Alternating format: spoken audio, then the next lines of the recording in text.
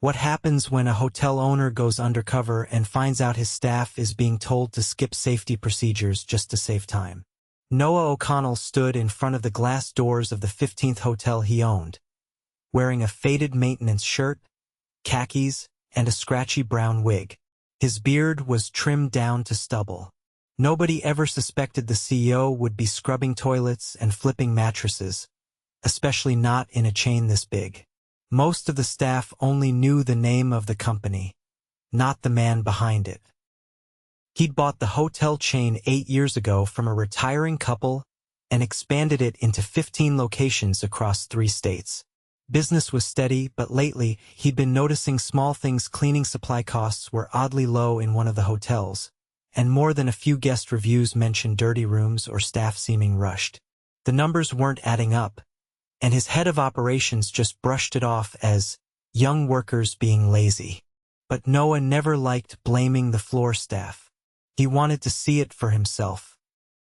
So, he picked the location with the most complaints just outside Kansas City and signed up as a housekeeping trainee under the name Ray. The general manager there, a man named Patrick, had been running the place for 4 years. Noah had never met him in person. As he stepped into the lobby, he spotted Patrick standing with a clipboard, giving clipped instructions to a young woman. She nodded nervously and hurried off. Patrick barely glanced at Noah before barking, "You must be the new guy, Ray, right? You're with Ruby today." Try not to slow her down. Ruby was waiting by the staff elevator, her cleaning cart already loaded. She looked tired but gave him a polite nod as he approached. "Hey, I'm Ruby. Let's just get through the floors. I'll show you how we do it here." She didn't talk much at first, just moved fast. Too fast. Noah noticed she skipped pulling on gloves before changing sheets, didn't check under beds, and sprayed disinfectant quickly without wiping it down. "Is that okay?" he asked quietly, motioning to the untouched spray on the bathroom counter. Ruby glanced behind her and lowered her voice. "We're supposed to hit 14 rooms by 2. If we do it by the book, we'll never finish. Patrick says cut corners if we have to just make it look clean." Noah felt his stomach twist. "What about safety? I thought there were rules." She gave a bitter laugh. "We used to take our time. Then 2 people quit last month. Management never replaced them. So now we're short, and Patrick says we adapt. I got written up last week for taking a break after lifting a mattress wrong." They moved to the next room. Ruby winced as she bent down to grab a trash bag.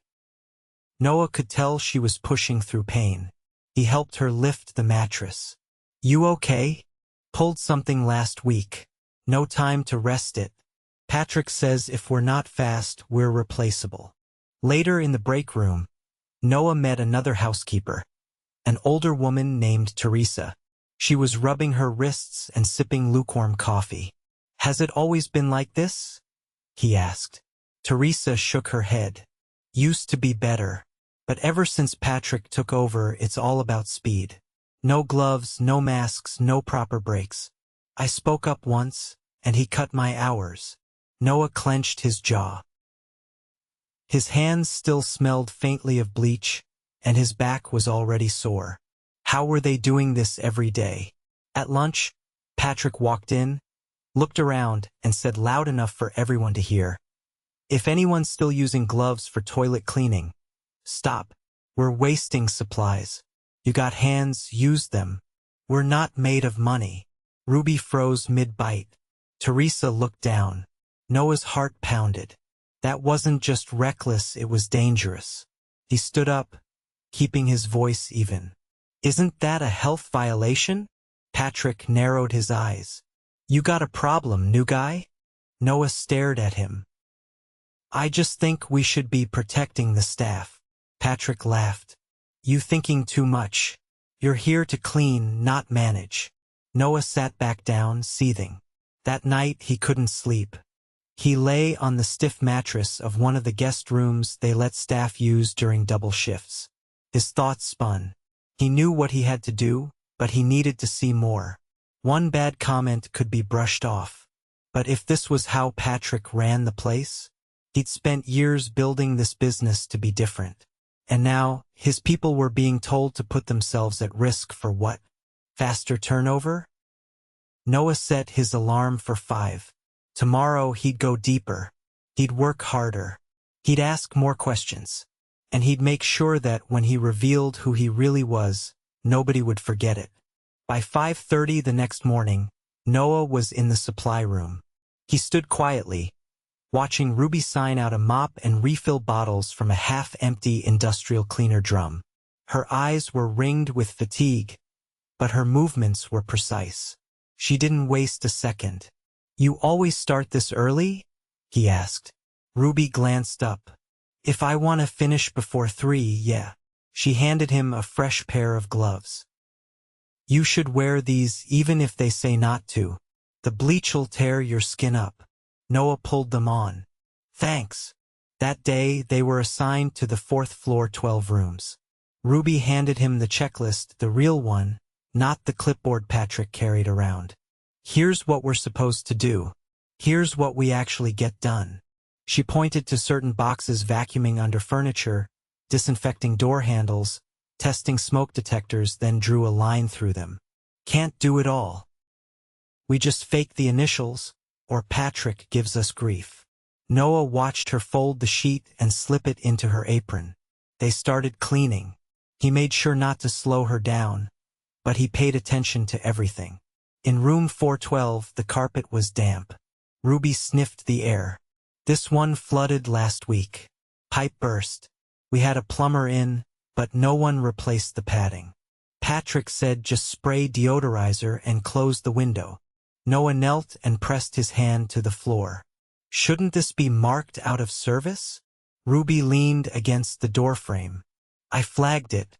Patrick unflagged it. Said, "If it smells fine, it's fine." They moved on without further comment. Around mid-morning, while Ruby was fixing a shower curtain rod that had come loose, a guest opened their door across the hall. She was in her 60s, wearing a business blazer and holding a phone at her ear. "Excuse me," she said, motioning to Noah. "Would you mind stepping over? I have a question." He followed her into the hallway.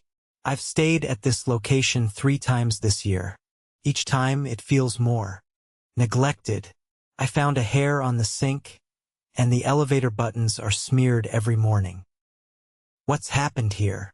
Noah nodded slowly. "I'm new, but I'll mention it."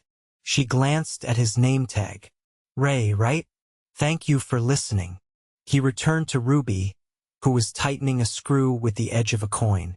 "Guests notice," he said. "Yeah, but they complain to the front desk. Patrick tells them he'll pass it along to the team. Then nothing changes." After lunch, they ran into Teresa again, who was pushing a cart with visibly frayed wheels. Her left hand was bandaged. Ruby raised her eyebrows. "What happened?"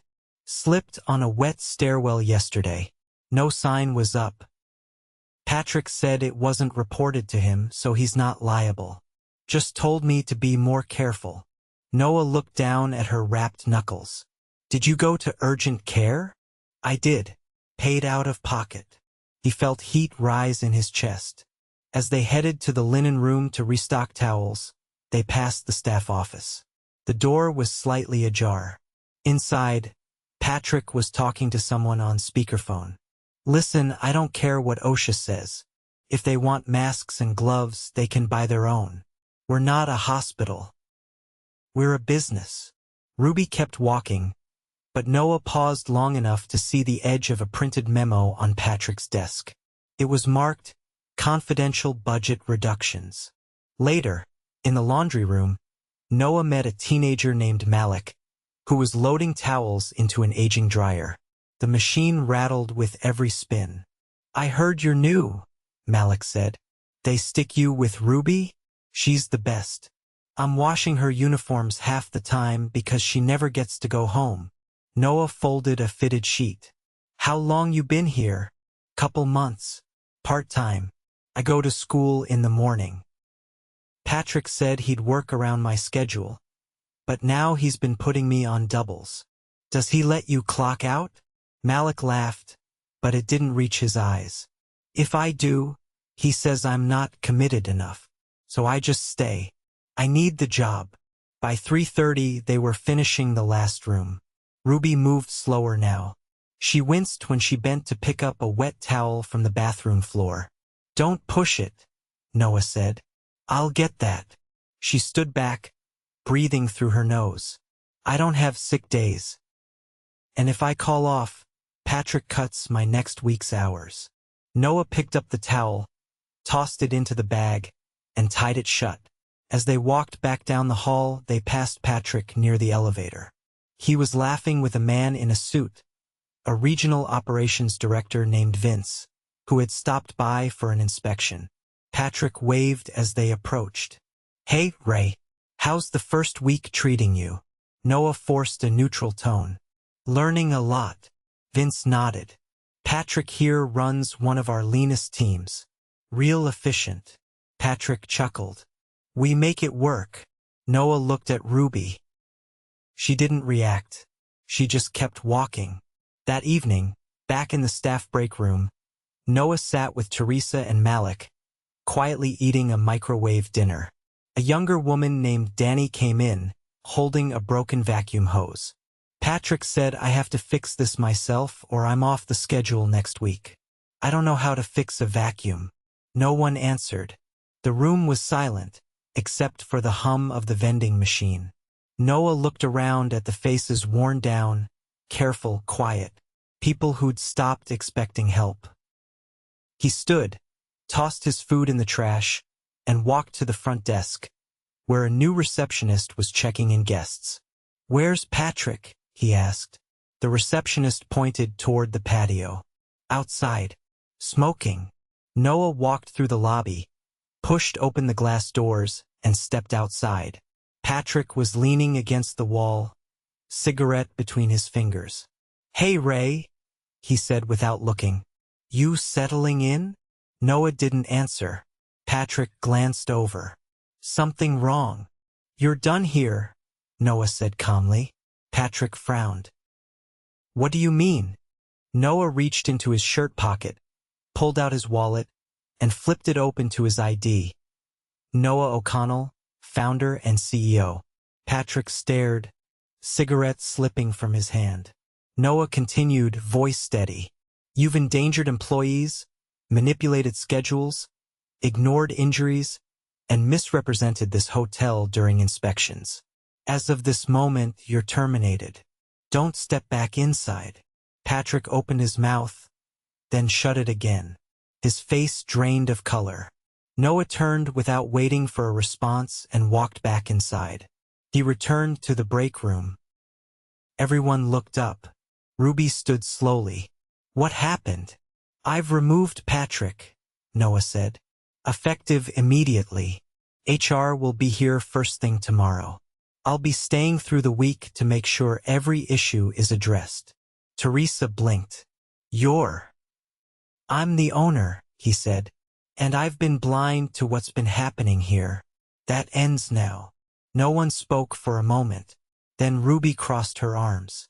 You're staying the whole week? Yes. And beyond that, we're rebuilding this from the ground up with your input. No more skipped safety. No more intimidation. No more silence. Malik leaned forward. You really mean that? I do. He met their eyes one by one. If anyone's still afraid to speak up, you don't have to be anymore. That ends today. The following morning, Noah arrived just after 6. The parking lot was mostly empty, the sky still dim. He walked through the rear staff entrance, past the dented laundry bins and the humming industrial dryers. Ruby was already inside the break room, tying her apron in front of the vending machine. She looked up when he entered, but said nothing. Noah stepped forward. HR's here. They're using the manager's office now. We'll start with one-on-one meetings. I want to hear from every staff member: housekeeping, laundry, front desk, maintenance. Quietly, privately, no pressure. You'll be paid for the time.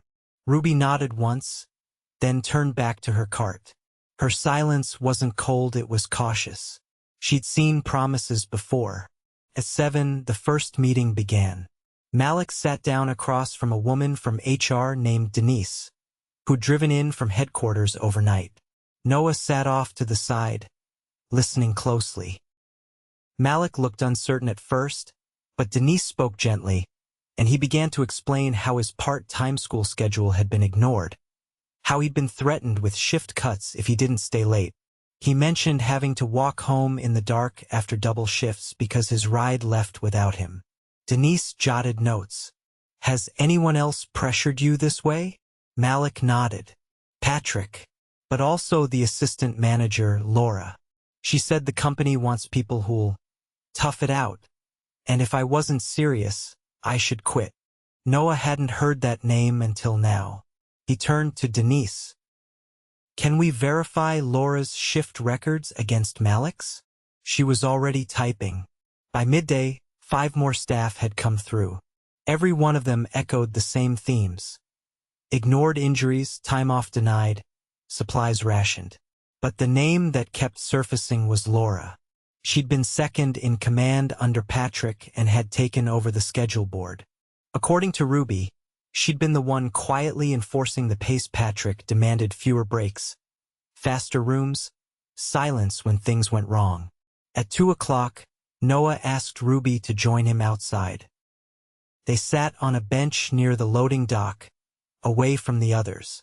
He watched her unwrap a sandwich from foil. "How long has Laura been here?" "About a year and a half.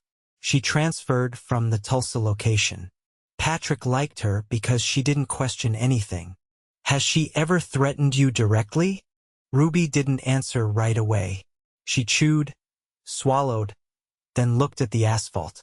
"She told me once that the people who complain are the ones who get written up, and that she keeps track of who talks too much in the break room." "Did she ever follow through?" "She cut Teresa's hours last winter after she asked for new gloves. Said she was creating morale issues. I got moved to the worst rooms after I took one sick day." Noah stood. "Where is Laura now?" "She's in the office. I saw her checking the schedule board earlier." He walked back inside, past the front desk, and found Laura leaning over the whiteboard calendar with a dry erase marker in her hand. She wore a blouse tucked neatly into black slacks and had a Bluetooth headset looped around one ear. She looked up. "You must be the owner," she said, as if greeting a business partner. "I am. We need to talk." She capped the marker. "Of course. I've been expecting to help with the transition. I've reviewed the last 6 months of shift records, write-ups, and employee complaints. Can you explain why staff were punished for reporting safety issues?" Laura blinked. "That's not how I'd describe it." "Then explain it to me plainly." She crossed her arms. "We were understaffed. We needed productivity. Some employees took advantage of the situation, too many breaks, dragging their feet. I had to set expectations. You told a 17-year-old to work past his scheduled time or lose his job. He wanted the hours. You reassigned a woman recovering from an injury to the heaviest workload on the floor. She didn't have a medical restriction. If you're not willing to pull your weight, you're done," Noah said. Laura's mouth opened slightly. "You're no longer employed here. HR will escort you out. Any attempt to contact staff after this will be considered harassment." She looked at him, disbelief flickering into something harder. "You're making a mistake. I kept this place running on the backs of people you mistreated." Denise entered quietly from the hallway, holding a manila envelope and a badge scanner. Noah stepped aside. Laura didn't speak again. She walked out with Denise, stiff-backed. By late afternoon, the whiteboard had been erased. The old schedule marked with overlapping names, red X's, and double shifts was gone. Noah stood in front of it, marker in hand, filling in names one by one. He didn't add extra breaks. He didn't wave a wand and promise miracles. But he did something else. He matched the pace to the current staff size. Fewer rooms per person. No back-to-back doubles. 2 days guaranteed off per week. It wasn't perfect. They still needed more hires. But it was possible. That evening he called a meeting in the lobby. Housekeepers, laundry, desk staff, and maintenance gathered in front of the reception desk. Some leaned on carts. Others stood with arms folded, unsure what to expect. Noah spoke clearly. I won't promise I can fix every problem overnight, but here's what I can promise. No one will be punished for being honest. No more intimidation. No more unsafe shortcuts. We will hire more staff. If someone's hurt, they rest. If someone speaks up, they're heard. A man in the back raised his hand. He was tall, with a stitched name patch that read Luis. Noah hadn't met him yet. What happens when HR leaves? Luis asked. We've had people visit before. Things change for a week, then go back. Noah nodded. I'll be rotating through all properties every quarter, without announcement. I've created a direct reporting channel that bypasses location management. And Ruby will be stepping into a new role, interim operations supervisor. She'll help shape training, policy, and hiring for this location. Several heads turned toward Ruby. She looked stunned. Noah glanced at her. We'll talk more tomorrow. You've earned it. A few people clapped. It wasn't loud. It wasn't theatrical. But it was real. After the meeting, Teresa approached him slowly. I've worked here 5 years, she said. I've seen a lot of promises. But if you're serious, we'll back you. I'm serious, and I need your help. She nodded and returned to her cart. That night, Noah stayed late. He sat in the back office, sorting through purchase orders and maintenance logs. He made a list of immediate needs: replacement vacuums, ergonomic carts, proper gloves, functioning masks. He stopped at one page, a supply invoice from 3 weeks prior. It listed half the items he'd seen in use. The quantities didn't match. He picked up the phone. Denise, can you cross-reference this invoice against the warehouse delivery records? There was a pause on the other end. I already did, she said. Only half the supplies ever arrived. The rest were signed for, but they never showed. Patrick and Laura both approved the receipt. File a report. I want a full audit. He hung up and leaned back in the chair. This was bigger than just one property. But it started here. Tomorrow, he'd bring in 2 temp workers to lighten the load. He'd already approved overtime for Malik and Teresa, by their choice and schedule. He'd lined up interviews for 3 new hires. It would take weeks to stabilize, months to rebuild. But for the first time in a long while, the foundation was honest. And that was enough to begin. 2 weeks later, the hotel's rhythm had changed but not smoothed out. Mornings still began early. Carts still rattled down narrow halls. Towels still needed folding. Sheets still needed changing. But now the pace was human. Fatigue was visible, but not desperation. Most shifts ended on time. And while the team was still short-staffed, at least no one was being pushed to the brink. Noah returned to the property on a Wednesday, unannounced but expected. He stepped through the side entrance quietly, wearing his usual clothes this time. No disguises, just purpose. Ruby was at the front desk with a clipboard, talking to Luis. She didn't hesitate when she saw him. We've got 2 new hires starting Monday.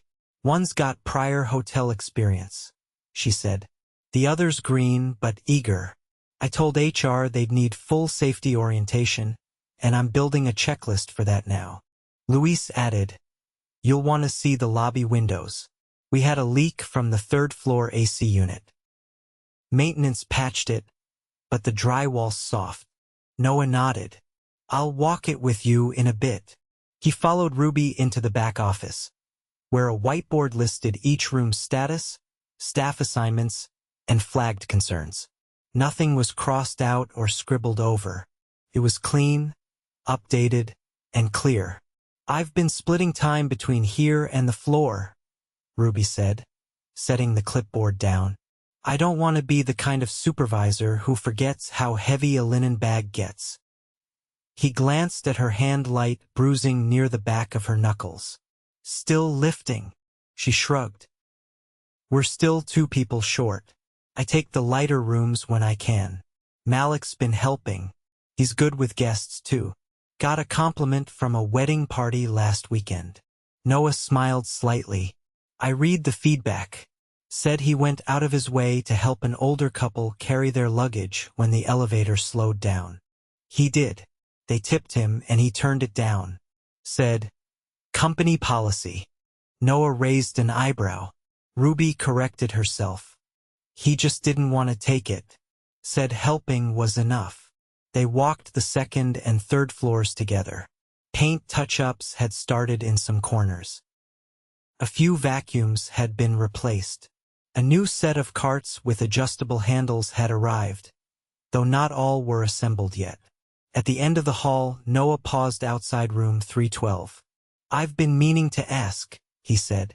"This room wasn't assigned all week. Any particular reason?" Ruby shifted her weight. "Teresa flagged it. She said she smelled mold 2 days ago. I pulled it offline and called in a specialist. Results came back yesterday. There's light black mold in the wall from the old pipe burst. We're waiting on the remediation crew." Noah's jaw set.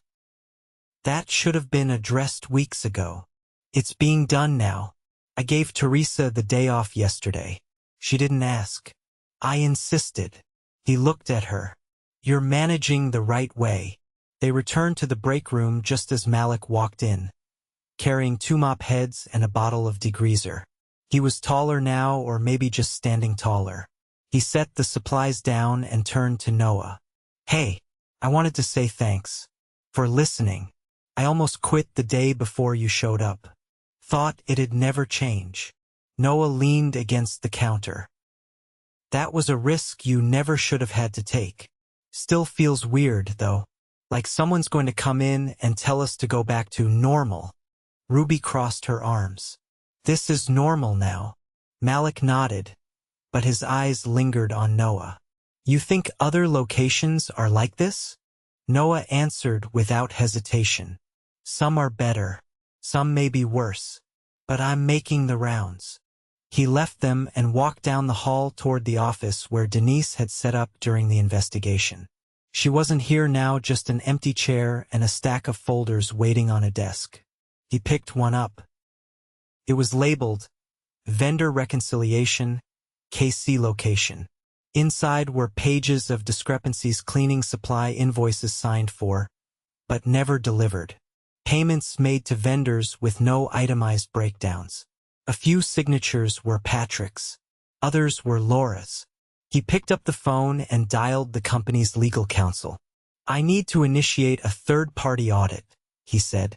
"Yes, for this location, but also for any other sites where Patrick or Laura had purchasing authority. And notify the insurance team. There's likely a claim here."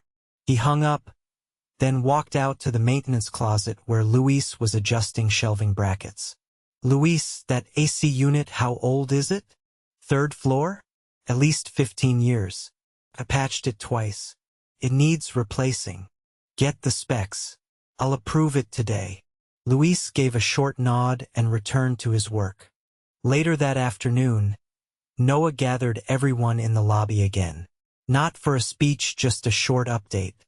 He stood behind the front desk, Ruby beside him. "We've got 2 new hires starting Monday. I'm approving additional temp support through the end of the month. Mold remediation starts tomorrow. Full vendor audit is underway." He paused. "Some of you are still waiting to believe this isn't temporary. That's fair. Trust isn't owed, it's earned.